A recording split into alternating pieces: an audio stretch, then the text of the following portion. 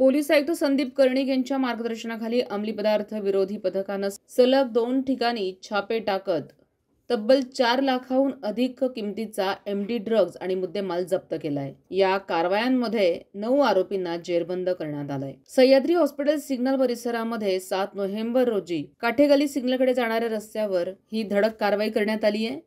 यात फैज शब्बीर शेख फार्मासिस्ट, कार्तिक भगवान Dandade pharmacist, Adnan नूरकलाम Khatik, Tajuddin Mohammed Rizwan राईन, Adnan Rizwan Ansari engineer यांच्याकडून 6.5 ग्रॅम एमडी ड्रग्ज आणि इतर वस्तू असा एकूण 1,93,000 रुपयांचा मुद्देमाल जप्त करण्यात आलाय। तर 9 नोव्हेंबर रोजी देखील नाशिक इन हॉटेलमध्ये कारवाई करण्यात आली आहे। शोएब मुराद खान वयवर्ष 39 वडाळा, शेख मुस्तफा अफजल वयवर्ष 19 खोडेनगर, मोफिज मुजम्मिल खान वयवर्ष 19 वडाळा चौक हे हॉटेलच्या रूम नंबर 305 मध्ये आढळले। त्यांच्याकडून 32 ग्रॅम एमडी ड्रग्ज ज्याची एकूण किंमत आहे 2,23,380 रुपये यांना ताब्यात घेण्यात आले।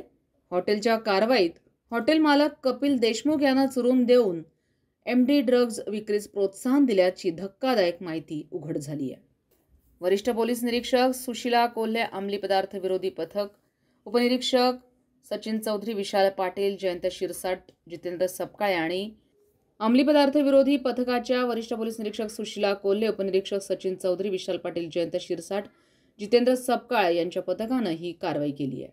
संविधान न्यूज, नाशिक।